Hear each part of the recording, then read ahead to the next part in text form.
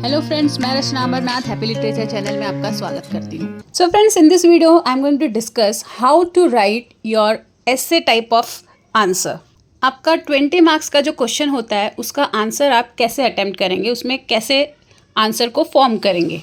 तो आंसर चाहे असाइनमेंट के लिए हो या फिर आपके एग्जाम के लिए हो, you need to provide a well structured response with critical analysis. तो आंसर में आपके क्रिटिकल एनालिसिस होना चाहिए। टेक्सचुअल एविडेंस अगर आपने दिया तो बहुत अच्छा, आपको बहुत अच्छे मार्क्स मिलेंगे। टेक्सचुअल एविडेंस क्या होता है? जो ओरिजिनल टेक्स्ट है उसमें जो कोई भी फ्रेज होगा या फिर कोई कोट है या कोई लाइन, तो उसको एज इट इज़ अपने आंसर में लिखना है। फिर उससे रिलेटेड कुछ डिस्कशन, कुछ आर्ग्यूमेंट, तो ये आपके आंसर को एनहेंस करेगा, आपके आंसर को एक लिटरेचर पॉइंट ऑफ व्यू से समझने में हेल्प करेगा और एक अच्छा इम्प्रेशन देगा। मेरे कई सारे व्यूअर्स बोलते हैं कि मैम आपके नोट्स जो है वो बहुत ही डिफ़िकल्ट होते हैं, मतलब उसका जो लैंग्वेज है वो डिफ़िकल्ट है, तो थोड़ा सा सिंपल इंग्लिश में आप नोट्स दिया करिए। तो ऐसा नहीं है। जब आप इंग्लिश लिटरेचर के स्टूडेंट हैं तो आपको उसी लेवल का इंग्लिश लिखना है। तो आंसर का स्ट्रक्चर कैसा होना चाहिए? सबसे पहले आएगा इंट्रोडक्शन। तो इंट्रोडक्शन में हमें क्या लिखना है? तो यहाँ मैं दोनों की बात कर रही हूँ ना, असाइनमेंट की भी और एग्ज़ाम में जो आप आंसर लिखते हैं वो। तो कुछ डिफरेंट नहीं है कि असाइनमेंट में आप अलग लिखिए और एग्ज़ाम में अलग, दोनों का सेम फॉर्मेट रहता है। अगर आपको अच्छे मार्क्स गेन करने हैं तो आपको इसी फॉर्मेट में आंसर फॉर्म करना है।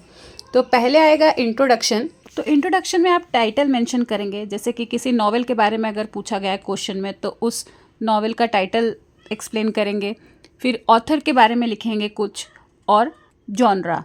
तो चाहे वो पोइट्री का आंसर आप फॉर्म कर रहे हैं उसमें भी सेम चीज़ आएगा, टाइटल आएगा, ऑथर का या पोएट का नाम, फिर जॉनरा। फिर चाहे ड्रामा से रिलेटेड हो या फिर लिटरेरी क्रिटिसिज्म का कोई क्वेश्चन है, तब भी किसी एस्से के बारे में पूछ रहे हैं या कोई क्रिटिकल एनालिसिस पूछ रहे हैं, तब भी उस एस्से का या कुछ आर्टिकल का या कोई भी वर्क है उसका टाइटल आएगा और ऑथर का नाम प्लस जॉनरा, अगर जॉनरा है तो। After this you can briefly state the theme और आर्ग्यूमेंट यू विल एक्सप्लोर। मतलब क्वेश्चन जिस बारे में है उससे रिलेटेड कुछ चीज़ आप उस इंट्रोडक्शन में लिखिए कि आप क्या बोलने वाले हैं, किस बारे में ये आंसर है। यहाँ पे एक एग्जाम्पल है, question which is based on identity in midnight children. तो आप इंट्रोडक्शन में कैसे लिखेंगे?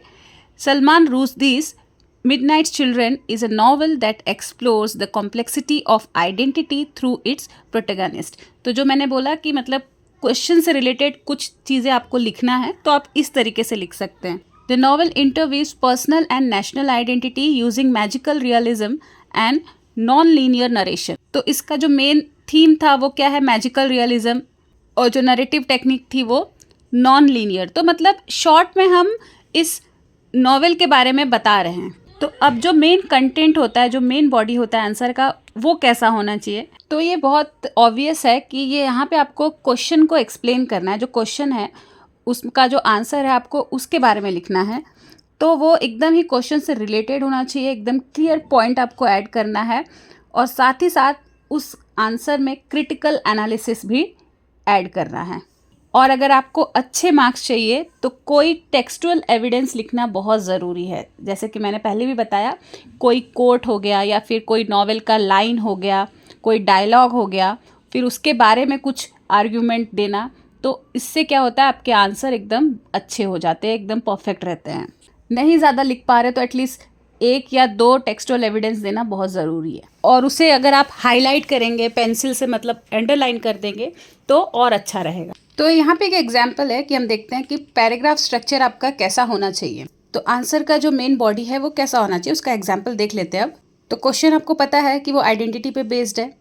सो Rushdie presents Saleem's identity as unstable, reflecting India's post colonial struggles. तो ये इंपॉर्टेंट पॉइंट है जो हमें यहाँ पे डिस्कस करना है। इस मेन बॉडी में एक्सप्लेनेशन देना है, उसको इलेबरेट करना है, कुछ टेक्स्ट को आपको लिखना है जो आपके आंसर को सपोर्ट कर सके।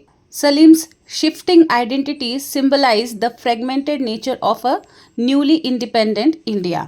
तो अब जैसे कि मैं टेक्सचुअल एविडेंस की बात कर रही हूँ, तो जो ओरिजिनल टेक्स्ट है उसमें से आपको कुछ यूज़ करना है यहाँ पर आंसर में, जिससे आइडेंटिटी पर बेस्ड आपका जो ये आंसर है वो सॉल्व हो सके।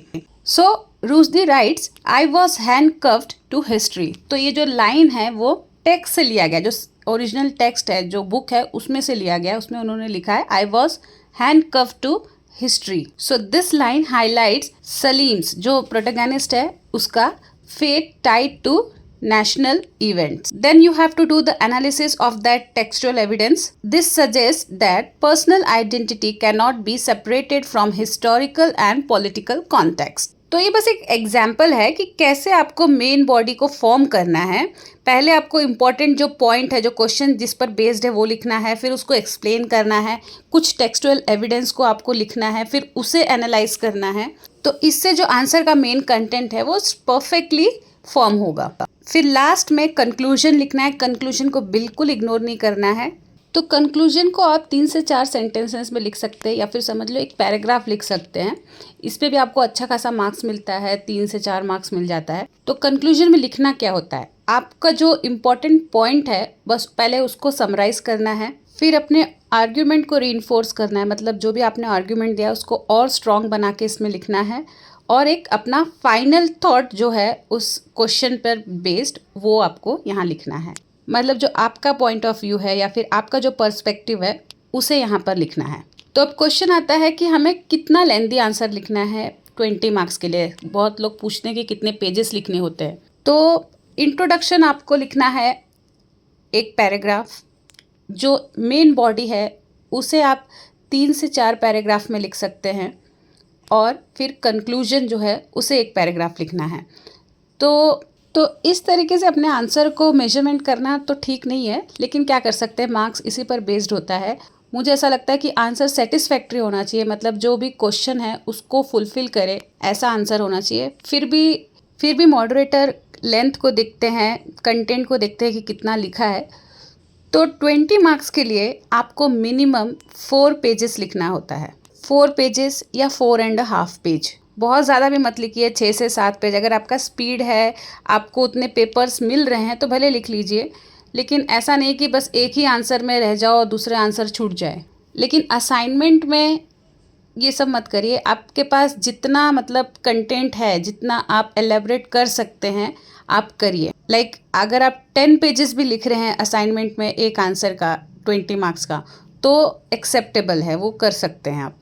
तो फ्रेंड्स, इस वीडियो में बस इतना ही। अगर आपको ये वीडियो अच्छा लगा है, आपके लिए हेल्पफुल है, तो प्लीज़ इसे लाइक कर दीजिए, अपने फ्रेंड्स के साथ इसे शेयर करिए। अगर आपने अभी तक चैनल को सब्सक्राइब नहीं किया है तो इसे प्लीज़ सब्सक्राइब भी कर लीजिए। तो मिलते हैं मेरे नेक्स्ट वीडियो में एक नए टॉपिक के साथ। तब तक के लिए आप अपना ख्याल रखिए। बाय।